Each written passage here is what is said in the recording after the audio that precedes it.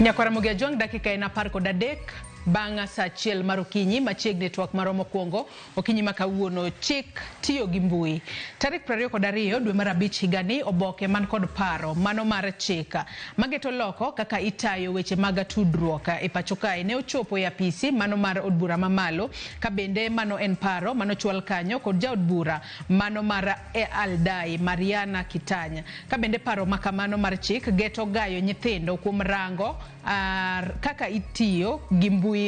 kata gayo nyithindo mar mondo mi kik donje gigo maricho kata kik ne gigo maricho manitiere e mbui kacha. Paro makamae kalwe ni nyaka sani koro entiere e od bura mamalo. Nitiere jogo ma orwako paro makamae yo makare kata kamano nitiere jogo ma orwako paro makamae yo ma ok ni kare ka giwacho ni paro makamago bro bedo karocho weche mag data protection e pacho kae. Adiera nitiere kanye mane momiyo kinyi makawuono antiere kae ko director weche mag mbui mano matiyo Sutantra. Ayo bobedo kongiso ne Sutantra no to tiende nango mano jono piyo oyawre jono piyo ichio nado kinyi makawuono kendo machiegni twak. Ero kamano Joyce oyawre ahinya ne jo kamera wabe amoso kuma gintiere kagi transmit gidi ne joramogi mondo ne one twak kenda chaka moso nyikwara mogi mara magintiere kinyi makende ni no yawre uru en penjo maber nikech wawuoyo weche mag mbui mondo wang'ane ni to chike miketogi ere kuonde ma gibeyo godo to ere kuonde mabe ok ginya bedo godo mabeyo ne japiny nikech seche ma chiki kelo ni mondo ota weche mamoko koro kaka ma bunge ma Aldai Mariana Kitanya no propose amendment mag chike matayo mbui ma nyocha osebedo published makoritere e od bura mondo wuoye to kata kamano kaka japinyo ningo wang'e ni to chikni ere berne ama ere rachne tere kuonde modhi konya ama ere kaka japiny dhi konyore gi chik aina makamae nikech mokwongo ng'eni samora mora ma ibedo gi chik bill seche mi I propose bill to bill ni oningo bedni foundation mobedo anchored on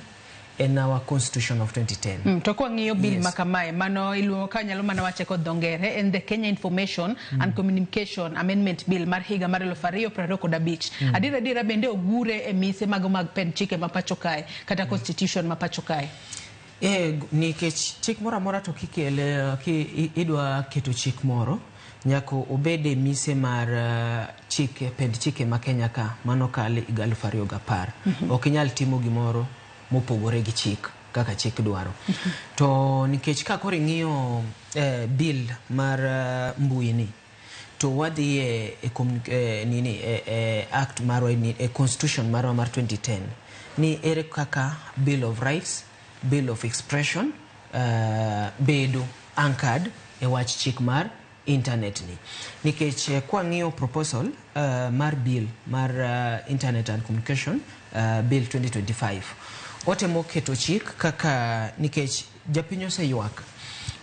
nikech inonka seche moko nikech kiyudo kaka the mover of this particular bill Mariana Kitanya kete iwacho ga ni pach jandiko pogore gi pach jasomo koro en pach nikech en ng'ama en drafter mar bill ni owacho ni jo Kenya osebedo ka ywak ni bill ni ni internet service providers mago jok mamiyowa ni tudruok mag mbui gi kwa ng'iewo data bundles wadonje Facebook social media inongo ka seche moko ang'iewo data mar 1 GB lakini kapok atiyo kode maybe atiyo mana kata gi 1 MB to inyisa ni time oserumo pesa no dhi kamano adwa ng'ado machielo koro ng'ene king'iyo kaka owacho ni mane gima bill no dwani mondo timre nade okony ilongo consumer chana ongi dholo jang'iepo ama ng'ama tiyo gi mbui ni mondo konye ni kuponi ang'iewo data mar 10 GB to ningo o last for 1 month okoningo bednia ni maybe atima nagi 5 GB ama 10 GB within the month ni ote ni bundles magi gose timore nade oserumo oningi ng'iewo ama kineno ka expiry date time chochiegni tichaki ng'iewo of the same value mondo extend ni inen mane patch jandiko to koro one patch kaka josomo wang'iyo ni nikech ka koro ng'iyo chikno king'iyo section 3C.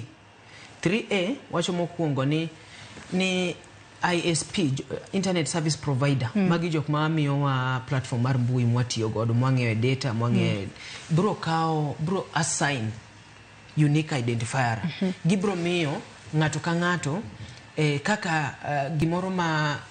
kaka for example kaka ID. Iwacho ni kisechopo above 18 timi ID no ng'e ni opogore gi mar babau, opogore gi mar mamau, kila ng'ato nitiere kod mare maka sirikal dwa manyi to ka gitiyo gi namba mar ID nino to gibro timore nade, gibro yudi. Koro inwang'o ni e pend chike ma obedo proposed gi MP wacho ni seche ming'iewo data nitiere billing system ibro keti. To billing system ni kokete to bro assign unique identifier ne ng'awa, ne ng'ama tiyo gi mbui ni. Ma kasto 3C wacho ni kendo ko e higa ka higa ibro nwang'o ni ng'ama provide services gi, obed Safaricom, Airtel, nini jok ma wacho wach mbui gi tete bro bedo ga ka submit data ne jomagi ne Communication Authority of Kenya ma en regulator, ene mong'iyo kaka chike mag tiyo gi mbui gi tudruok gi oningo luwo e yo ma kare gi chike. Koro bro nwang'o ni ati ni jogi kaw information ni to share kodgi. To gima ok wang'eyo nikech iwacho ni gini obro assign customer a unique identifier to bro bedo ga be gi tracking. Magiwacho ni gin gibro track usage of data. To obro submit to the authorities customer information in a readable format, gimoro manyalo somore. Mano imane kelo miyo jo Kenya bedo kod to moro ni wechego mag data protection koro bro bedo ka eyo machalo nade. To in korka kori jona mokwongo kata kapok iduoko penjo makamano, kwa ng'iyo bill makamae mano Kenya Information and Communication Bill of 2025, in kaka jalony weche mag mbui paro ni ma en paro mwinjo bed ni kalo koso winjo bed ni kek kale? Ka ng'iyo chikno paro ni oningo bed ni oningo ng'e gi yo matut kapok okale. Nikech gima japiny oningo ng'e ama information moningo mi japiny ni ere kaka data mi diterni en data mane. Nikech king'iyo act mar Data Protection Act 2019 oketo mise kaka inyalo kawo data mar ng'ato be kaka itiyo kode. Iluongo gimoro ni data minimization. Nikech seche moko inyalo collect data mang'eny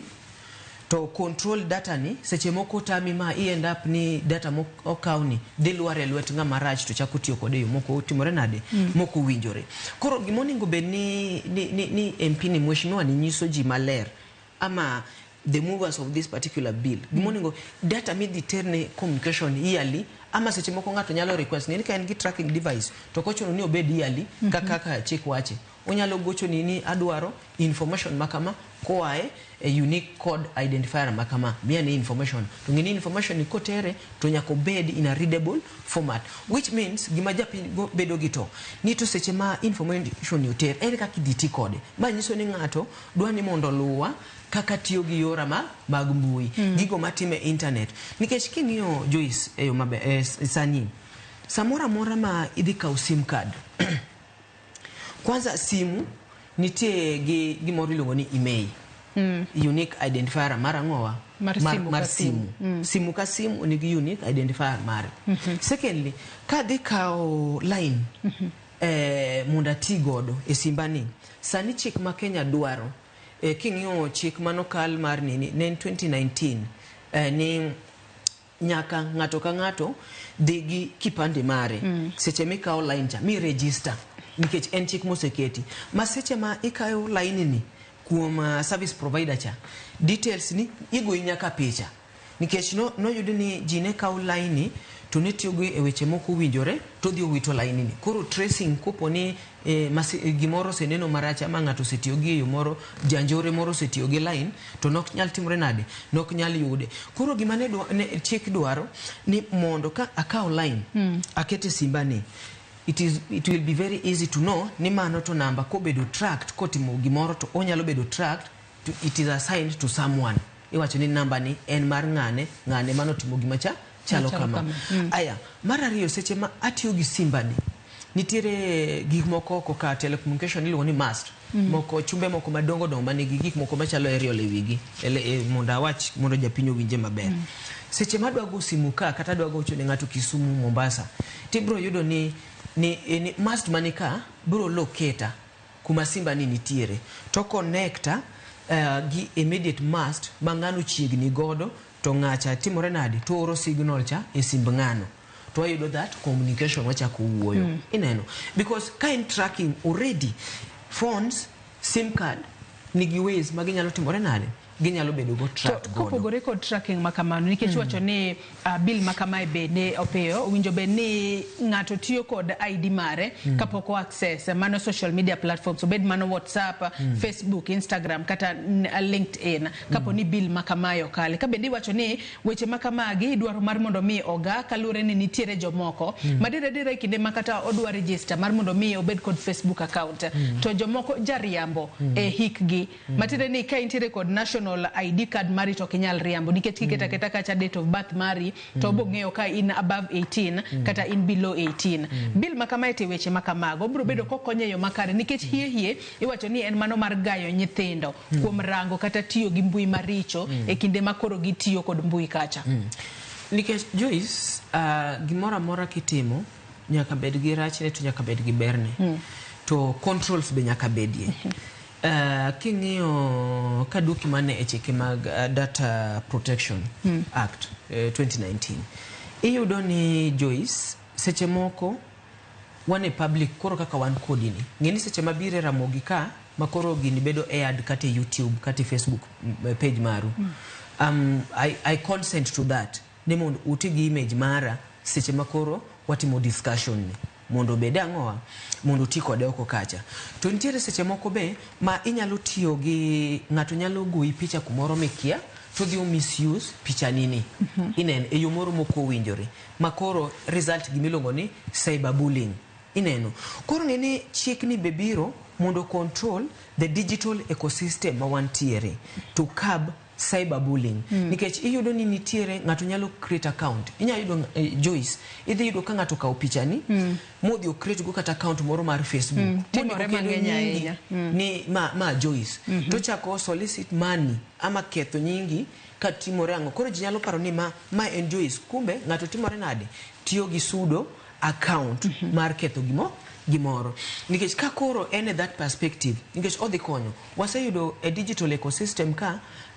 wan kaka joma tindo nikech ma era wa mar digital wase misuse that platform ma wase infringe rights mag jomoko koro kaka ambe okadwa ni mondo rights na obed infringed gi wach mar chikeni e kaka oningo bed ni ang'owa ni ng'ama chielo batimora nade oka infringe rights magi nikech inwang'o ni e social media ka emoseketo ji mang'eny obedo depressed joma ng'eny ose commit kata suicide because of the kind of bullying matimore ang'owa e social media ka that is the core intention ni chikni nyalo konyowa mondo wakab issues machalo kaka ng'ato nyalo impersonate ng'ato nyalo kawo information ma ok adier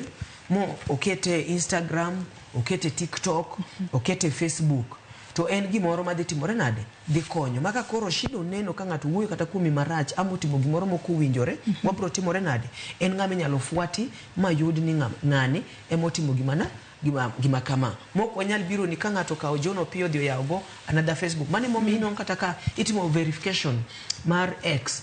formerly Twitter ama Facebook ino ka gimiga blue tick nikech your account is authentic gik mi post gin gik ma meki you know gin gik ma pachi moki kawo mar ng'ati timori nade ikelo then mondo mi gitim authentication ibro nwang'o ni idwaro nyingi masie then plus a copy of your ID ineno because gigi be osebedo ka timore mondo wabed authentic nikech kidwa ni tigi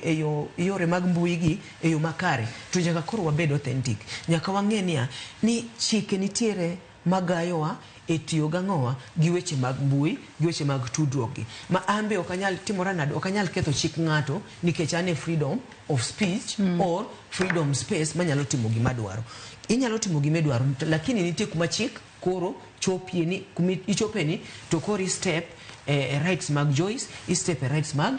John. Kori step outside the boundaries. Mokete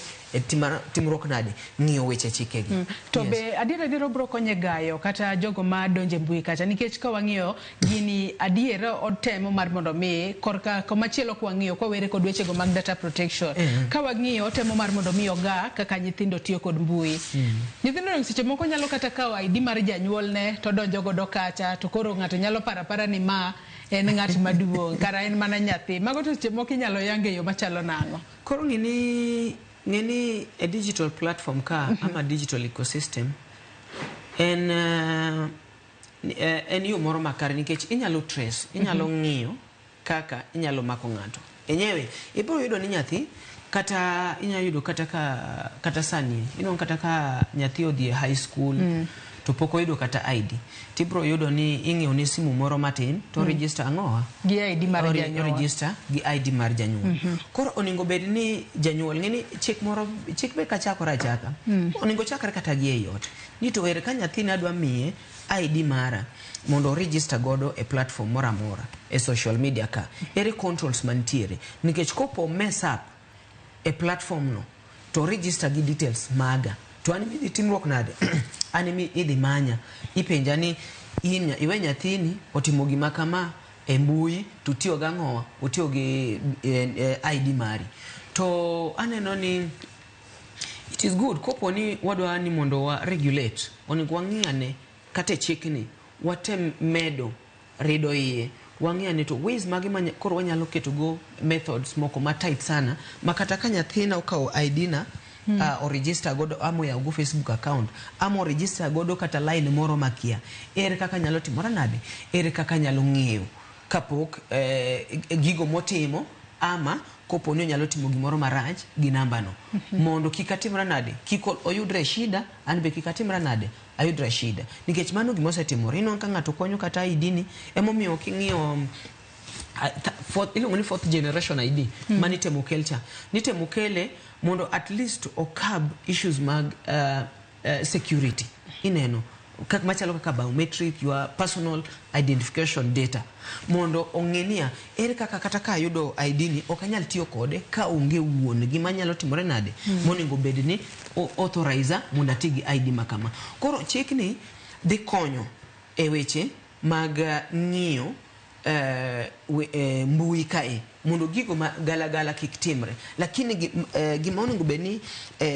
wabedo kwa ng'eyo ni to information nikech regulation to ber to en data mane makori kawo titero mbele kocha mano is the question. Aya adwa no kawo yoyo madundo nyakona Mogia Jwang med chwalo ote magi kokale namba wa mar ote machuok 33000 kachiel kod Facebook gi YouTube montiere achiel kachiel okinyi makawuono ote magi abo bedo kasomogi e kinde mwadhi mbele kod twak marwa kik idhi mabor.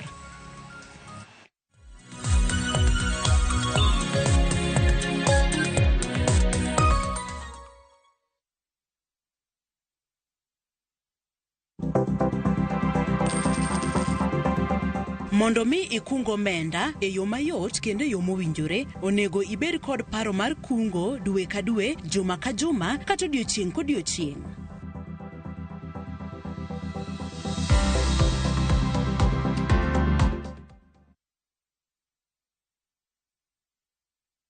Saa zingine mambo kupata bila plan. Gas ndio imeisha, landlord akuache upumue, mtoto ni mgonjwa na bado ni mid-month. Usijibox kwa noma. Piga *531# and sort your emergencies with my Mobi Civil Servant Loan, iwe usiku au mchana. Kama wewe ni civil servant, sasa uko sorted. Dial *531# and get up to 20,000 shillings and pay from your next payslip. No paperwork, no guarantors, no drama. Ni wewe tu na simu yako. Register now and see your limit in seconds. Built for Kenyan civil servants. My Mobi, iko sorted.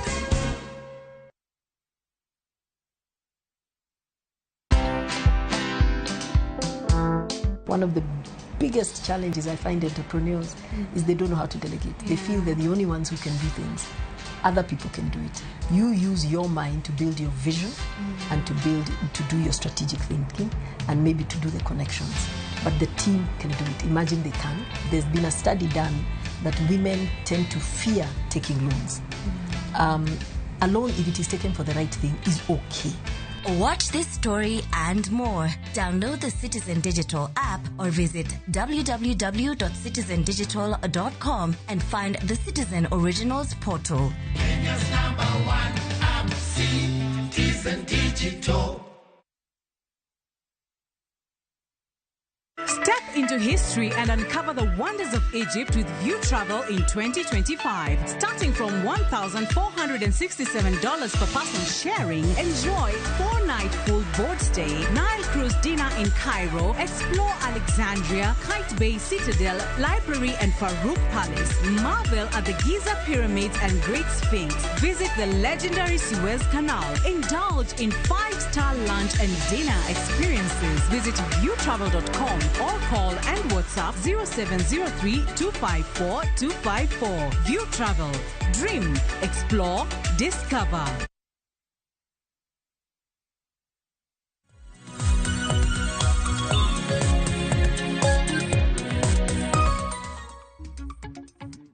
Machiegni kendo nyakwara Mugi Ajwang kendo erokamano ahinya kuom medo kete Ramogi TV twak maromo kuongo kinyi makawuono kaponi ekitudri kodwa gi sani antiere kae kod John Opiyo, director weche mag mbui Sutantra Africa. Watwako tudore kod chik tiyo gi mbui. Jonano ka ng'ato chwalno otemoro kae kabeno ng'isa kae ni Joyce ng'ise jalonye weche mag mbui mar mondo mi omed leronwa weche motudore kod data protection. An daka se yie gi wachno nonro magwa duto gi gima watime mbui donge sirikal koro biro bedo kong'eyo. Jo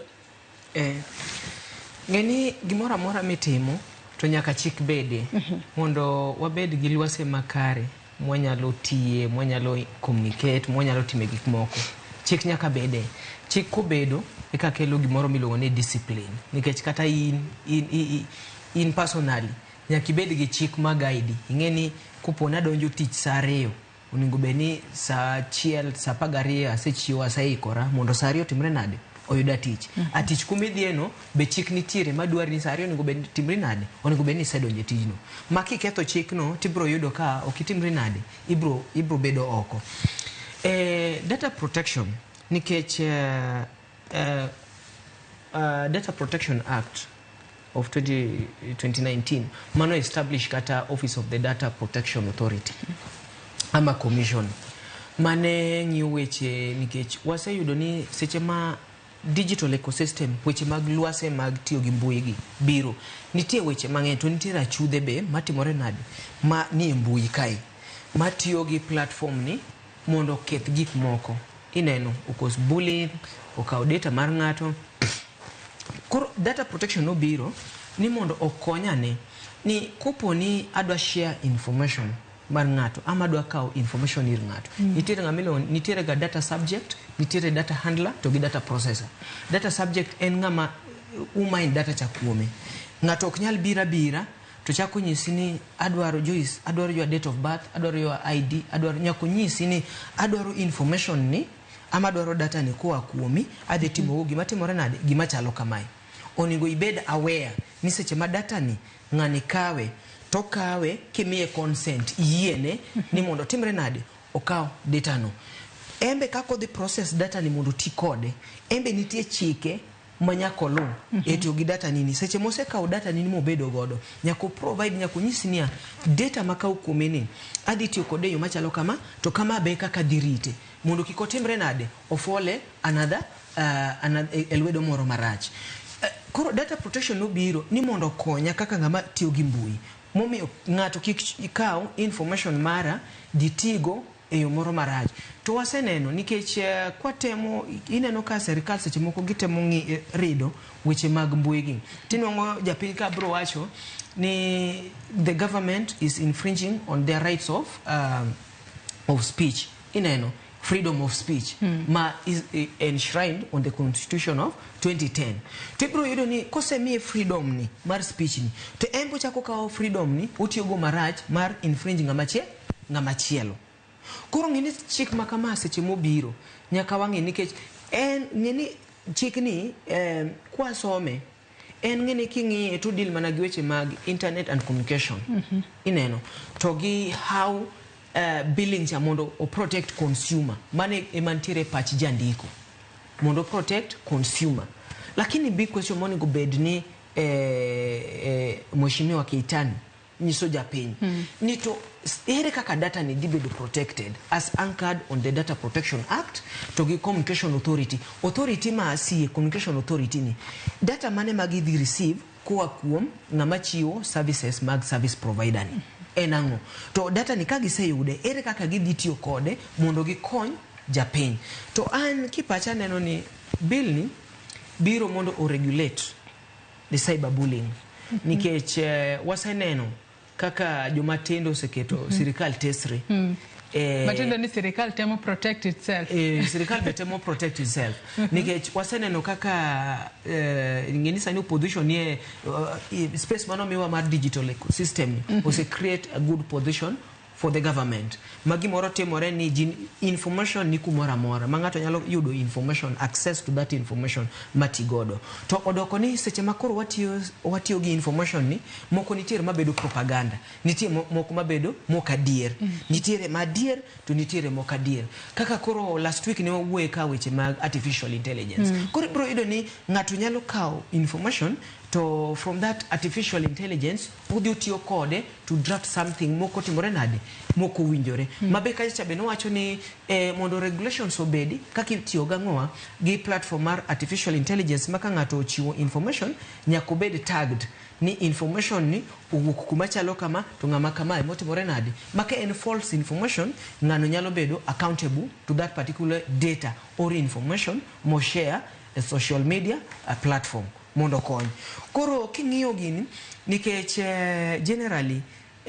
Kenyans we are leading when you look at the internet usage ma Kenya ni malo sana to kasto online war be jo Kenya bere kabisa mok nyal chako kodgi online war mano gitieki ineno kaka nyocha ka gisedunyore gi sirikandwa ni nyocha gichagi cross nyaka border magidonjo Tanzania ma ok bimiyo ka seche moko weche makori wacho ni seche moko ka gwenyruok osebede kind ng'ato kod kata ka sirikal ok bimiyo chopo kuma kori ing'ado nwa mbui kori wacho ni koro kaluore ni ng'ane en koro dhi kamarach koro ente koro ing'ado ni mbui mare ok onyal tiyo godo kapono kal chik makama mbui to ginyal ng'ado mbui to ginyal ng'ado to ginyalo ng'ado ne specific individual motimo makosa nikech it is our right to have the information, it is our right to share the information ma legit mwang'eyo mitiyo godo to konyal tiyo gi information moro marany to sirikal be okoningo be ni ketowa e kona ma koro gidwa ni mondo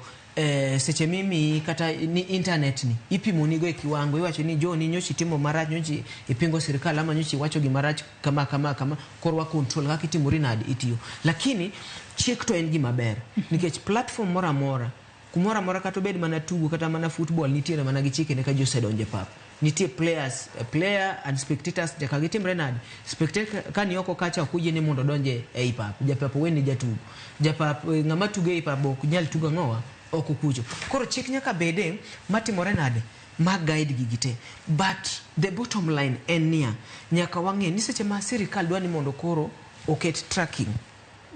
device to giket gisign a unique identifier to the user of the internet kendo gi require ni ISP or provide information in readable data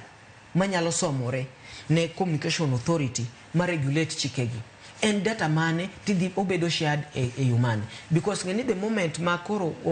okwan gi ler ka imibro yudo ni ka chik ni osekal to wabro chako bedo gi issues makoro kata iwacho no ni seche moko wanyalo chiew to yudo ka X-Space otimore nadi olornwa wayudo kata ka Facebook olornwa kaka nyocho timore e piny moro nini Tanzania koro nongo ni koro government they take control of everything but as much as ni one give freedom of expression, the freedom of speech onego bedni wabedo gi boundaries. How do we collect data? How do we process that information to ere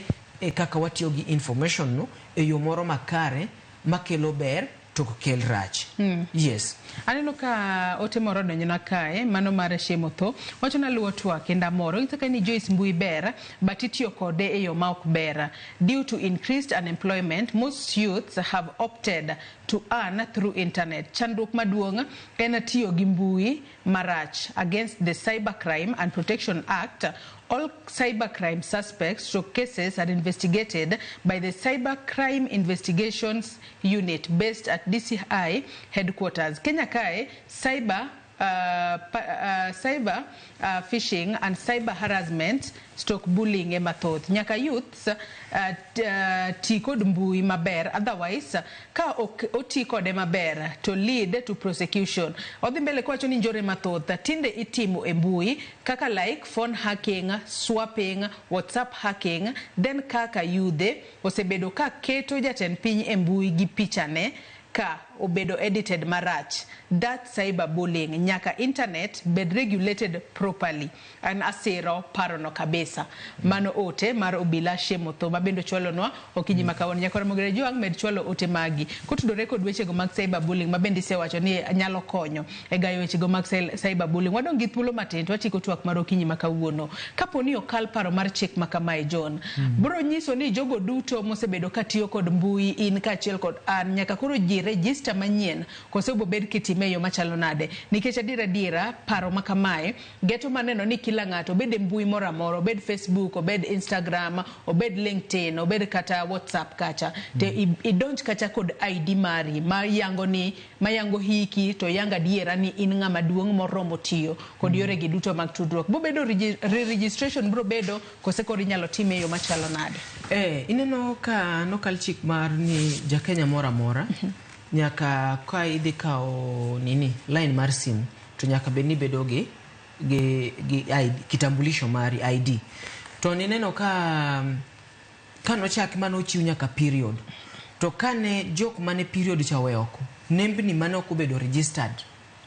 no bedo blocked. Mano ok obedo authenticated. Ni namba no bedo registered gi nga nikech ni dwarowa idhi e Safaricom to register ID manyien mondo a line obed assigned to you. Kori bro ni chik makama kosekalo to bro chuno ni jogo ma tiyo gi mbui nyaka koro gitimre nade, nyaka koro gibed authenticity ma okanyal luongora gi nying moro ma ok mara okanyal impersonate ngama chielo. Mano be koro bro bedo ka yango ni ngato ka ngato nyaka ti kod nyinge nikech adiri kate Facebook kata jomoko luongore kod nyinge mopogore opogore ino ka ngato keto kanyo kata ka tiyo kod ranyisi an koro daero da tiyo kod nying mar Ajoy Nyarabito ma koro ka tiyo kod nyinga mar Jesu tu nikech no ka tiyo kod nyinge moko ma koro kia kama e nyinge kose mato nying mane motiyo go. Koro kata ki di social media ni koro tiyo gi Ajoy Nyarabito koro nyingno nyaka bed attached to you. Mangama chielo ok nyal kendo dhi yawo account ma take form of the same name. Ineno nikech the moment nikech gimagini temo regulate internet ose provide the digital ecosystem ose provide opportunities ne jomatindo kendo ilongo ni digital content creators kaka nyoro nyaneno ni ntiere conference Kisumu mar digital content creators jok mosebedo ka tiyo gi mbui ni e yore mag timore nade mag menyo to nikech omiyo opportunity ka okundi kitinyalo manyo gimoro inyalo loso content moro tishare e TikTok, inyalo share Xspace, Facebook, tinwango ka ibro yudo promotion. Thereafter, kata ka big companies chako contract mondi timbre nade mondi lend ne kata product margi through your platform nikech koro in gi followers. To mano this the advantage of the digital ecosystem. Koro kato bedo ni ose create opportunities ne wan kaka jomatindo. Oningo wangeni digital koponi ini seche moko inyalo we freedom imi freedom ni tim gi midwaro to tim gi moro maber. To kone ka koro itiyo kode marach ema koro nuts moko chak timore nade. Ichak ready ka chako wacho ni government timore nade. Timore marach. Nikech inwango ka jomoke waka emose ka mbui ni tiyo ge yore motimore nade e yo maricho. To koponi chikni dhi bedo mondo kab jomoko ama manyo jok matiyo gi weche mag mbui gi e yo makare to dhi konyo. Nikech onge tiende mondo wadonje wachak ketho chik nikech wan gi freedom of speech aketh chik ngato nikech atiyo gi mbui mano to dawe. Koro chikni kopono kale ji nyaka wabed authentic, nyaka ng'e ni koponi ayudo message kata hacking because ibro yudo kata ka ngato ibro yudo ka yoro ni link moro a Facebook account ni ati Facebook account is being upgraded wauro ni link ni ebu click on that link mondi timri na di update seche me click link no tinongo ka Facebook account ni chao setimore nade osedhenenga machielo olware lewoti janjuri to chako timore nade uchako tiyo kode yo maracho ama oro ne ji messages moko dhi kare ama kwa pesa ama timo gimoro marach kuri bro ido ni chik makama bro tayo maka gino timore ti bro ngeni ngama no hack account mar so and so wanyalo trace to this koro okonyo controlling of cyberbullying and cybercrime. Koro bro miyo kata nini iyudo kata ni seche moko ngato nyalo timo gimoro marach e mbui tinwango ni chikwa pokwarido kata dhi e court ibro yudo ni picha no maka kana timo gimoro ti audio bedo presented as a digital content before the courts of law ti wacho ni maybe ngato nyalo dagi ni picha no bedo timore nade no bedo edited manok gima na timore nade waseneno kata ka josiasa wuo seche moko ngato ba wach to ka ngotere kata mbele do wacho ni anoka wacho gima kamano joge mano timore nade to imbe ok nyal present that particular evidence koro ningo benigi bedo assigned in such a way ma inyalo tikode kati courts of law to prosecute a case kangato otimoni cyberbullying takao this information ngani otimo na cyberbullying eyo mok kare okao data mara odio share gi ngat moko winjore without my consent ngane nyalo timore nade inyalo twe amenya onyalo goe fine amenyalo timro nade nikech sani ngato be ok nyalo goe picha to kete billboard kanya to chako lando product gi image ni kapo kitimore nade kapo kiye nikech kopo ni neno kama no timore mane momiyo data protection comes in ma nyiso ni ngato kapo ko timo gimoro nyaka oyud consent ko wakuomi to ngama dhi tiyo gi data cha be embe nyaka ket mikakati ni data ni ok nyal lal e lwet ngama otimore nade ok nyal lwar e lwet ngama rach koro gini to aneno ko dhi control the cyberspace and the internet or the digital ecosystem mondo wabed gi nidhamu e tiyo gi mbui nikech wasebedo kwa tiyo gi mbui e yo mok ni kare ineno oyenwa criticism but obed constructive criticism to kobed ni kor wadwa tiyo gi freedom ni we have freedom of expression ji abuse freedom makamano kori nwanka gino kela ngo kelo chando gimidhiero ne ji anoka John Ochieng John Ochieng Kirasia entiere Aedo West Kanyamkago onseka ni Joyce Mosnajalon John Opio ayegi kako lero weche mag mbui mano wuod dala otema chiele wacho ka ino yaore ramogi weche mag mbui aneno mana ka focus nitiere kuoma gik ma ji share ang'o momiyo scammers poko manya kaka itieko gi focus nitiere mane minor issues Opio ineno for example kwa dhi e mbui koponi odwa bedo kake obedo drafted ni assigning customer unique identifier ngeni nitiere ga gimoro e internet mbui ka ilongo ni IP identification personal koro kaka wan gi ID ma identify yani kineno ID number ni to bedo tagged gi John Opio koro gadgets mwatiyo godo ilo internet of things kind simu mwatiyo godo ni laptop tab mwatiyo godo gi samora mora mi donje internet nitiere unique IP address mo imiega seche mo connect no koro IP ni nitiere moro milongo ni static nitie moro milongo ni DHCP static en ka assign IP na specific a specific device to bedo mar device no mok nyal kao IP no ichaki assign to a different device tinon ka simbe wagi every Wi-Fi me connect bro provide a unique IP address ma anyalo connect a Wi-Fi ni to kachaka wuo kachaka dhie Wi-Fi machielo to chako kwanyo a different IP koro okinyal trace go maber emo minongo ni seche moko jok mosebedo kati mo scamming embuigi inongo at some point they walk away with this kind of crime nikech nitiere kumoko nyal bedo okonyal chimore godo tir minwang ni specific device emano cause this particular incident ama emano timo bullying emane o scam ama emano hack kata bank ineno koro chuno ni devices gi to nikech kata sani ngeni ka iwewe weche mag data tracking ngeni kata simbi kidhi simbe data usage obro nyisi ni chakre wuok tich nyaka kawuono tich abich onyalo nyisi ni my amount of data mise consume. Secondly, kidhi kate e search engine mari ibro neno nang'oa magi search engines, magi search sites masebedo kadhi adhiye in the course of this particular week. Simu is capable of recording all that, kendo me that information. To koro kopogore gi mano, ere machielo kaka mondo mi chikni okony e weche koro mag timore nade mag scamming. Koro koponi assigning of this particular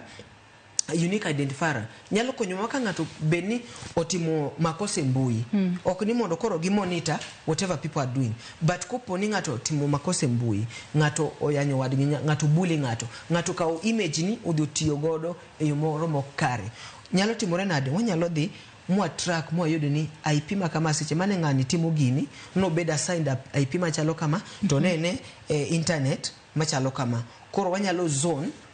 that particular area mondo atimre nade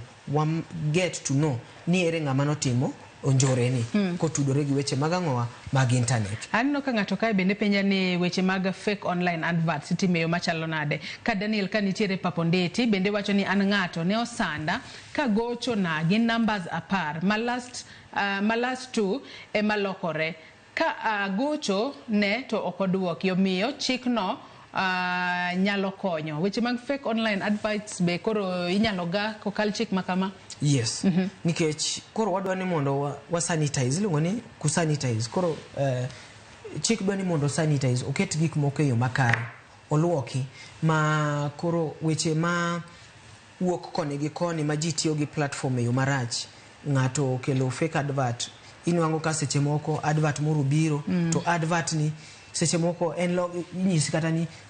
school provide maybe